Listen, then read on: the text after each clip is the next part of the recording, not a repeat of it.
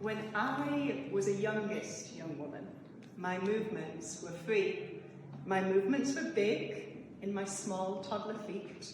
My movements were happy. My movements were me. But as I grew, the space around me tightened.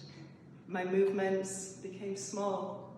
My movements became frightened. But young women move. We move mountains and roads and glass ceilings and goals. We move borders and homes and laws and doors. We move our own cause.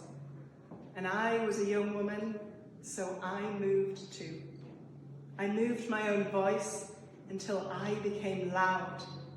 I moved my own stories and I made myself proud. I moved my own brave, my own capacity for change, and I wasn't the only one. I entered a centenary self-defined by the sound of thousands of feet just like mine, dancing and storming towards our own free decisions. From those first steps taken in 1924 to 100 years here, to 100 years more. Our movement once had a Christian name, and we were made up of people like Miss Stella Jane, who created spaces for women of all faiths together.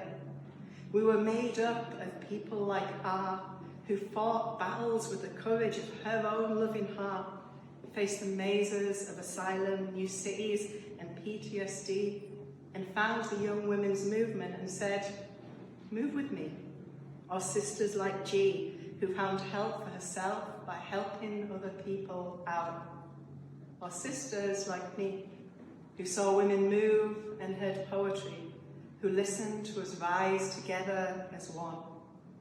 Young women moved and created community care, held in children's games and listening ears, spaces to share joy and counsel fears.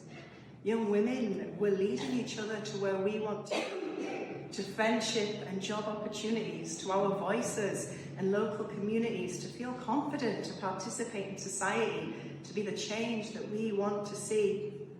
It's been 100 years of this and more.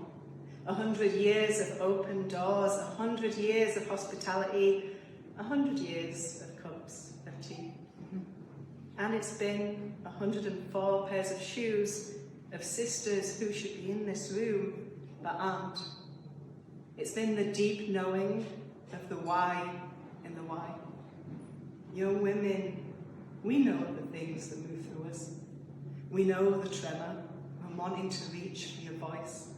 We know the anger when others try to deny your choice. We know the journey to words which help us say, I know I can make a difference. I know there's power in doing things my own way. I know I'm not alone. And of course, we know too that there are those who might move against us, who would lasso their rope against our defiant hope, who say, know your place, stay inside your space. Trouble is, we do. Our place is the world. Our place is empowering pathways for women and girls, from parliaments and policy to the pebbles across each Scottish beach, the ones we skip out to sea, the ones that make us archers of our own dreams.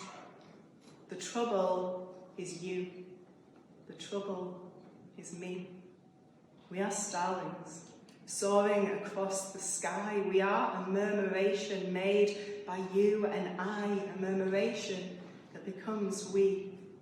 Our breath moving, our minds free, our movement for all, embracing every way you come to be among us. You are one of us, in charge of your own destiny, reclaiming your own journey.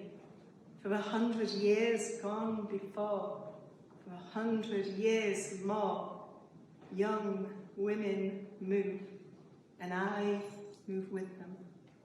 Young women move, and we move together.